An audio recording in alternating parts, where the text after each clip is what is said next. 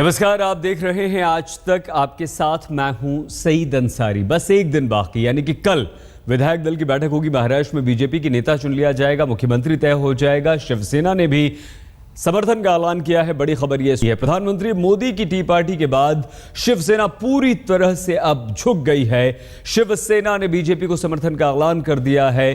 सामना में लिखा है कि कोई भी मुख्यमंत्री बने, बीजेपी को मिलेगा समर्थन। पार्टी ने कहा है कि मुख्यमंत्री पर अंतिम मोहर नरेंद्र मोदी और अमित शाह लगाएंगे। नरेंद्र मोदी और अमित शाह की बदौलत ही बीजेपी को मिली है शानदार जीत। कल नरेंद्र मोदी ने एनडीए के सभी सांसदों को बुलाया था, टी पार्टी दी थी और वहां शिवसेना के सांसद भी शामिल हुए थे। अनंत गीते पार्टी से निकलने के बाद ये संकेत दे चुके थे कि हम बीजेपी के साथ हैं, लेकिन आज सामना में संपादकीय में ये साफ तौर पर लिख दिया गया है कि बीजेपी को समर्थन दिया जाएगा और मुख्यमंत्री कोई भी हो उस पर कोई आपत्ति, कोई ऐतराज नहीं होगा।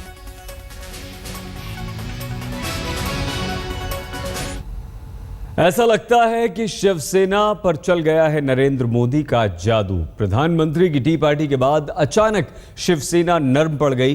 पार्टी अब साथ चलने की बात कर रही है और महाराष्ट्र में साथ सरकार बनाने की बात भी शिवसेना की तरफ से सामने आई।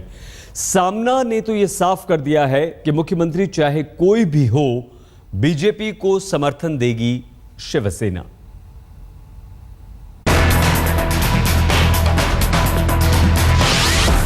एक चाय से आई रिश्तों में मिठास,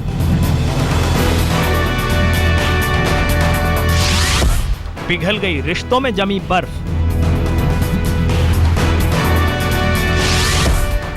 रंग लाई मोदी की टी डिप्लोमेसी।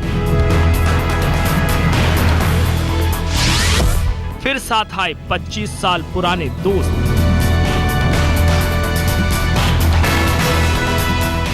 लगता है प्रधानमंत्री की दिवाली डिप्लोमेसी काम कर गई। प्रधानमंत्री निवास की चाय की गर्माहट से माहौल हल्का हो गया। बिगड़े रिश्ते संवरने लगी, रिश्तों में जमी बर्फ पिघलने लगी। नाराज सहयोगी शिवसेना की तलखी कम होती दिखी। प्रधानमंत्री की चाय पार्टी में महाराष्ट्र की सियासत पर कोई चर्चा नहीं हुई। सरकार के लिए साथी तलाशने की कोशिश भी नहीं हुई। पुराने दोस्त को मनाने की पहल नहीं हुई, लेकिन नजरें शिवसेना के 18 सांसदों पर जरूर थी। अब इसे प्रधानमंत्री का मैजिक कहें या फिर उनकी चाय का जादू, पर पीएम की पार्टी का असर रिश्तों पर गहरा दिखा।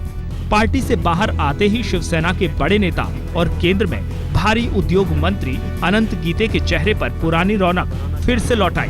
उनकी चाल में आत्मविश्वास था और जुबान पर भरोसा। पार्टी के बाद आज तक संवाददाता अशोक सिंघल से खास बातचीत में उन्होंने अपनी दोस्ती के गीत गाए और भरोसा जताया कि महाराष्ट्र में बीजेपी शिवसेना की ही सरकार बनेगी। मतलब बिना शिवसेना की सरकार बनेगी महाराष्ट्र में? अब नहीं, इस पर चर्चा करने से कोई नतीजा नहीं निकलेगा। निर्णय जो भी करना है, वो सबसे अधिक सीटें भारतीय जनता पार्टी को आई है, वो निश्चित रूप में योग्य निर्णय करेंगे और जो भी निर्णय होगा, चाहे भारतीय जनता पार्टी हो या शिवसेना हो, जो भी निर्णय है वो राष्ट्र के, महाराष्ट्र के हित में होगा। लेकिन सरकार में आप चाहते हैं कि भागीदार हो, सरकार में शामिल? निश्चित रूप में शिवसेना पुराना गठबंधन रहा है भारतीय जनता पार्टी का। ये चुनाव में यह गठबंधन नहीं रहा, लेकिन 25 साल की दोस्ती रही है और इसीलिए फिर सरकार में यदि शरीक होने का अवसर मिलता है तो निश्चित रूप में उसका स्वागत होगा। अनंत गीते शिवसेना संसदीय दल के नेता हैं। 2 बार पहले भी केंद्र में मंत्री रह चुके हैं। 6 बार लोकसभा चुनाव जीत चुके हैं। ऐसे में उनके बयान का मतलब बड़ा है। अगर वो ताल ठोक कर बोल रहे हैं कि जनादेश बीजेपी शिवसेना के लिए है, तो जाहिर है कि तलखी खत्म हुई है। महाराष्ट्र में सरकार बनाने को लेकर शिवसेना थोड़ी नरम पड़ी है।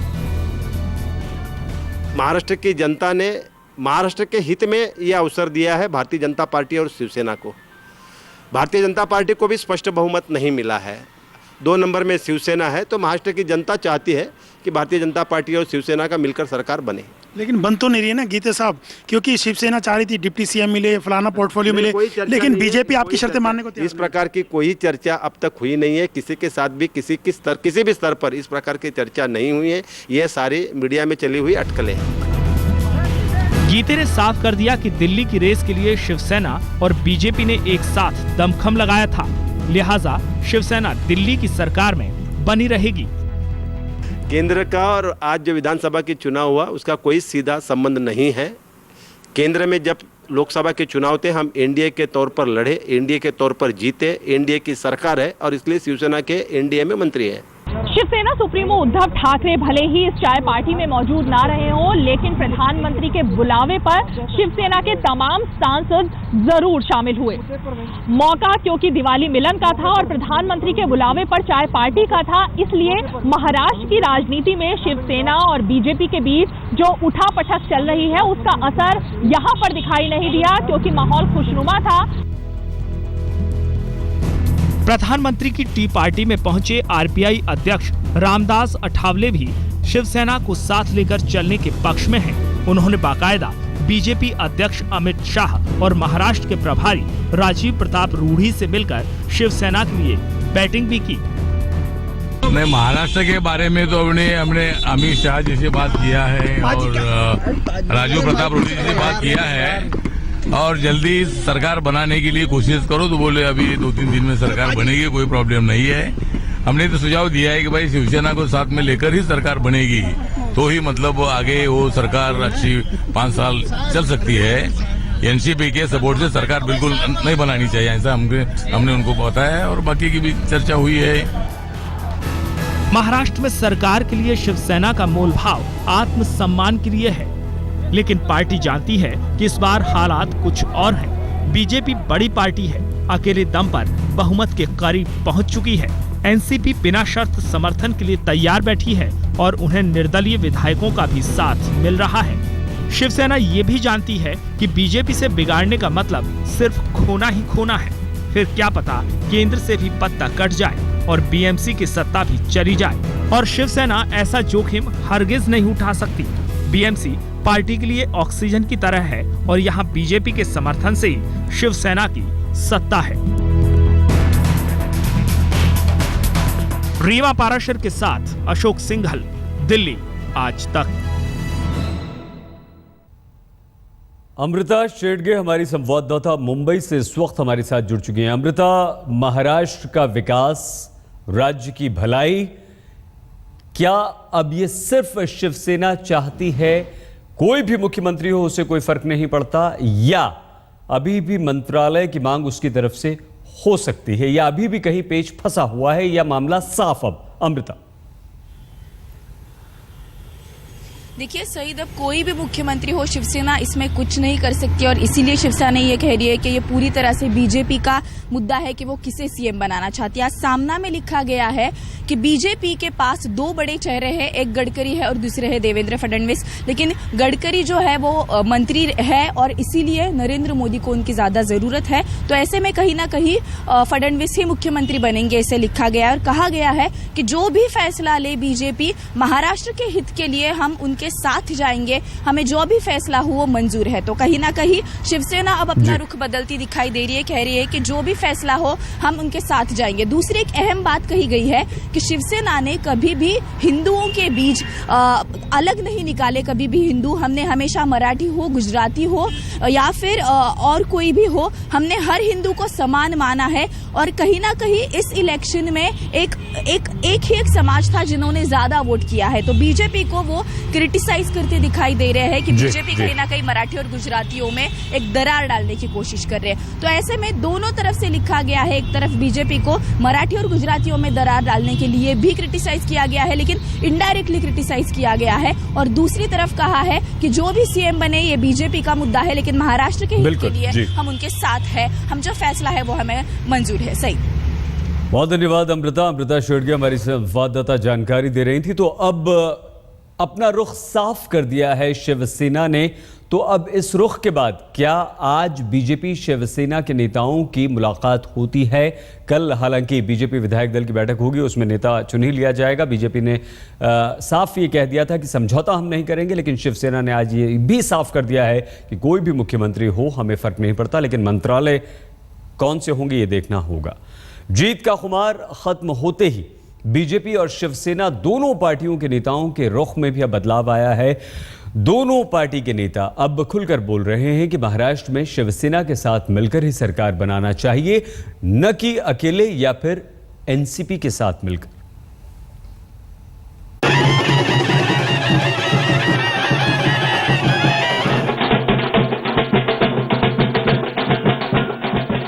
महाराष्ट्र में बीजेपी की जीत ऐतिहासिक थी, जश्न भी जबरदस्त रहा, लेकिन अब हर नजरें सरकार की ओर है। दिवाली के बाद सबकी सुई फिर से साथी पर अटक गई है। बीजेपी के पास तीन विकल्प जरूर थी, पुराने साथी के साथ जाएं, एनसीपी को दोस्त बनाएं या फिर अकेले ही अल्पमत की सरकार बना लें, ये मानकर कि एनसीपी सरकार नहीं गिराएगी।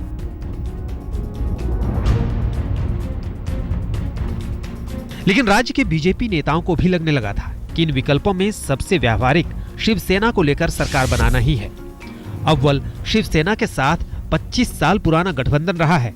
शिवसेना की दोस्ती परखी हुई है, दोनों पार्टियों का मिजाज भी एक साथ है, वोट बैंक भी एक है और जनादेश भी इसी गठबंधन के पक्ष में जाता है। भारतीय जनता पार्टी नई सरकार बनाते समय ये चाहती है कि शिवसेना हमारे साथ रहे।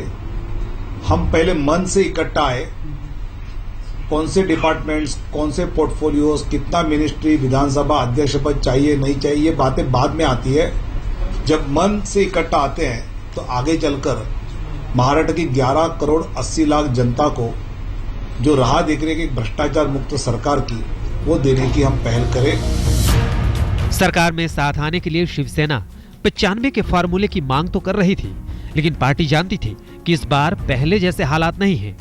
एक तो दोनों पार्टियां अलग अलग चुनाव लड़ी और नतीजों में बीजेपी कहीं ज्यादा ही आगे निकल गई। ऐसे में किसे झुकना है, कितना झुकना है और कैसे झुकना है, शिवसेना जानती थी। बिना शर्त समर्थन का पासा फेंक एनसीपी ने सियासी हलचल जरूर मचाई, लेकिन बीजेपी नेता भी जानते हैं कि इस राह पर चलना आसान नहीं है। जिसके खिलाफ लड़कर आए उसी के साथ होने से जनता में एक गलत संदेश जाएगा। पार्टी क्या, प्रधानमंत्री खुद सहज महसूस नहीं करेंगे, क्योंकि उन्होंने खुद चुनाव प्रचार के दौरान एनसीपी और उनके मुखिया पर जमकर हमला बोला था।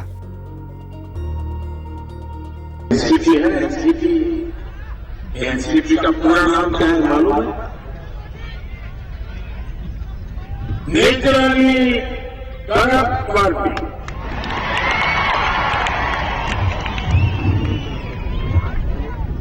ये राष्ट्रवादी नहीं है, ये भ्रष्टाचारवादी है।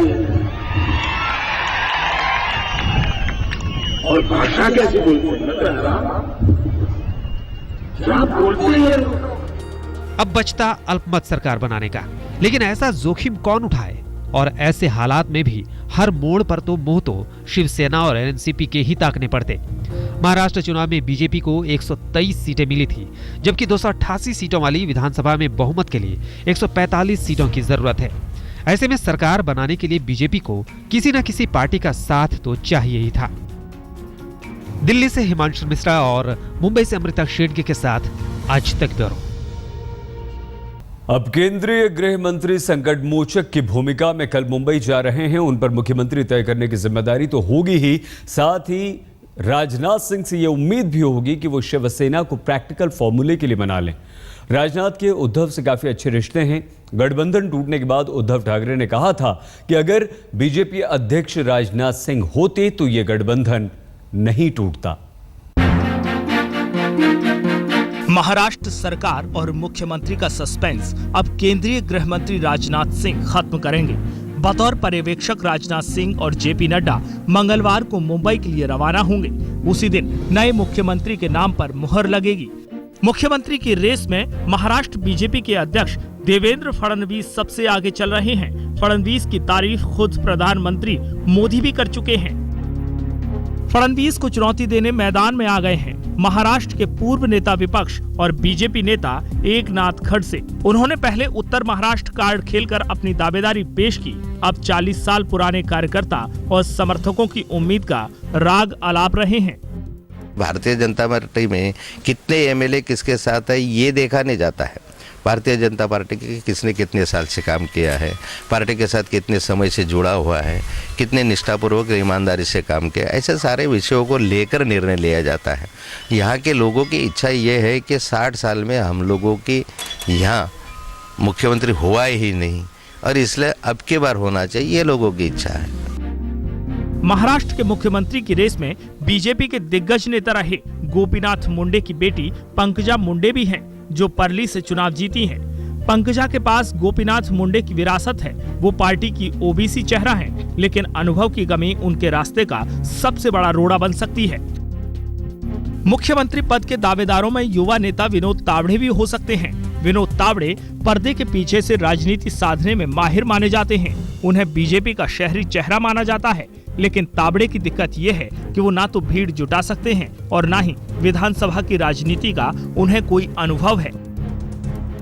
इन चारों दावेदारों के बीच राजनाथ सिंह महाराष्ट्र के नए मुख्यमंत्री के नाम का ऐलान करेंगे। राजनाथ पर सरकार के सहयोगी का रास्ता निकालने का भी दबाव होगा। पीएम की टी पार्टी के बाद शिवसेना के रुख में नरमी तो दिखी है। संभव है मंगलवार को राजनाथ सिंह किसी फॉर्मूले पर सहमति भी बना लें। राजनाथ सिंह के शिवसेना अध्यक्ष उद्धव ठाकरे से अच्छे रिश्ते हैं। गठबंधन टूटने के बाद उद्धव ठाकरे ने तो यहाँ तक कह दिया था कि अगर पार्टी अध्यक्ष राजनाथ सिंह होते तो इसकी नौबत ही नहीं आती। मैंने फोन किया, राजनाथ जी ने कहा कि उद्धव जी आज हमारी मीटिंग होने जा रही है और हम नरेंद्र भाई का नाम प्रधानमंत्री के लिए कर रहे हैं। आप हमारे पुराने साथी हैं। राजनाथ जी तब अध्यक्ष थे तो उन्होंने रिश्ता बनाए रखा था अच्छी तरीके से और मैंने उनको केंद्र में सरकार बनने के बाद विनती भी की थी। मैंने कहा राजनाथ जी आप कृपा कर महाराष्ट्र के चुनाव होते समय तक आप अध्यक्ष बने रहे। तो बोले उद्धव जी वो तो मेरे पार्टी की बात है, मैं क्या करूं। वो एक रिश्ता जोड़ने वाला आदमी है। संभव है मंगलवार को मुख्यमंत्री चुनने के बाद राजनाथ की सवारी मातोश्री की ओर भी बढ़े और निजी रिश्तों की गर्माहट से कोई जादुई फॉर्मूला निकल आए। मुंबई से अमृता शेडगे के साथ आज तक ब्यूरो। महाराष्ट्र में बीजेपी के मुख्यमंत्री की ताजपोशी की तैयारियां हो चुकी हैं। 30 अक्टूबर को मुंबई के वानखेड़े स्टेडियम में भव्य समारोह होगा शपथ ग्रहण का, और अब तो शिवसेना भी मान गई है। तो ये तय हो चुका है कि ये समारोह जो होगा उसमें गिले शिकवे नहीं होंगे, बल्कि शिवसेना के साथ मिलकर बीजेपी बनाएगी सरकार। मैं मनोहर लाल ईश्वर की शपथ लेता हूं कि मैं विधि द्वारा स्थापित भारत के संविधान के प्रति सच्ची श्रद्धा और निष्ठा रखूंगा। ये ताजपोशी ऐतिहासिक थी। पंचकुला का मेला मैदान पूरी तरह से भरा हुआ था। प्रधानमंत्री समेत 500 वीवीआईपी मौजूद थे। निर्वहन करूंगा।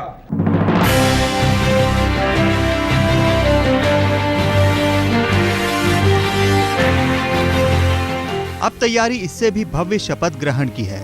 इसके लिए वेन्यू के तौर पर मुंबई का वानखेड़े स्टेडियम तैयार है। तारीख 30 अक्टूबर तय है। महाराष्ट्र में पहली बार बीजेपी का मुख्यमंत्री बनने जा रहा है। सालों भर बाद पहली बार कोई पार्टी अकेले दम पर 100 से ज्यादा सीटें जीत कर आई है। जाहिर है ताजपोशी समारोह तो बड़ा होगा ही। इस समारोह में प्रधानमंत्री मोदी के अलावा उनके मंत्री बीजेपी शासित राज्यों के मुख्यमंत्री तो होंगे ही।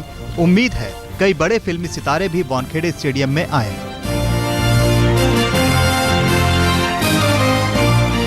मंगलवार ठीक 11 बजे मुंबई में महाराष्ट्र बीजेपी विधायक दल की बैठक शुरू होगी। इस बैठक में केंद्रीय पर्यवेक्षक राजनाथ सिंह और जेपी नड्डा के साथ राज्य चुनाव प्रभारी राजीव प्रताप रूडी और ओम माथुर भी होंगे। पहले ये बैठक दिवाली से पहले होनी थी, लेकिन साथी पर सस्पेंस बनते ही विधायक दल बैठक भी टलती रही। बैठक की नई तारीख है 28 अक्टूबर। अटकलें ये भी लगाई जा रही हैं कि बीजेपी शपथ ग्रहण समारोह में अब कोई फेरबदल नहीं करेगी। अगर सरकार के पार्टनर पर बात नहीं भी बनती है तो भी पहले मुख्यमंत्री को शपथ दिलाई जाएगी और बाद में साथी पर मुहर लगाने की कोशिश होगी। अमृता शेडगे के साथ साहिल जोशी, मुंबई, आज तक।